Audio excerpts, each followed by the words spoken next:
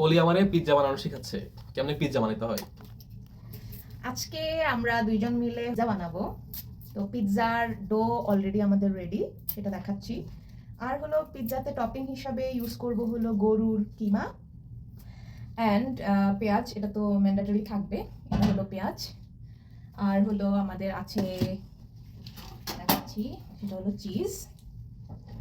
তো দেখা যাক, বিদেশে এসে আমি বাংলাদেশে বেশ পিৎজা বানাতাম এবং আমাদের ফ্যামিলিতে এটা নিয়ে বেশ আমার সুনামও আছে। এখন দেখা যাক এই দেশে কিরকম বানাই, কেমন হয়, আপনাদের সবাইকে দেখাবো এখন। তো পিৎজাটা বানানোর জন্য প্রথমেই এখানে ওভেনটাকে প্রিহিট করে নিচ্ছি।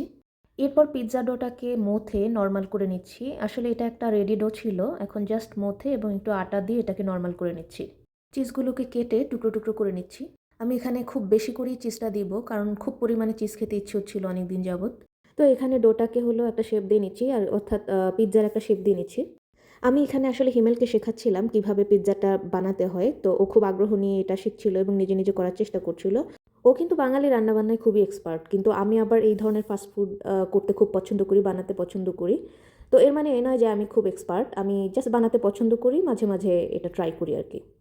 তো এখন ক্যাচাপটা পিৎজাতে মিশিয়ে নিচ্ছি এবং এই তো টপিং দিয়ে দিলাম। এটা হলো গরুর মাংসের একটা কিমা, এরপর দিয়ে দিচ্ছি চিজ। তো এখানে আসলে সবগুলো জিনিসই, যে টপিংটা গরুর মাংসের যে টপিং, সেটাও আগে থেকেই রেডি করা ছিল। এখানে সেরকম কোনো কষ্টই করতে হয়নি, জাস্ট সব কিছুই রেডি ছিল, আমরা জাস্ট সে একটার পর একটা দিয়ে দিচ্ছি। আমাদের কাছে যেহেতু গোলমরিচ, অরেগানো কিংবা শুকনো মরিচ কোনোটাই নেই, তাই আমরা এখানে গুঁড়ো মরিচ ছিটিয়ে দিচ্ছি। এবার সবশেষ উপর দিয়ে সামান্য পরিমাণে ক্যাচাপ ছিটিয়ে দিচ্ছি।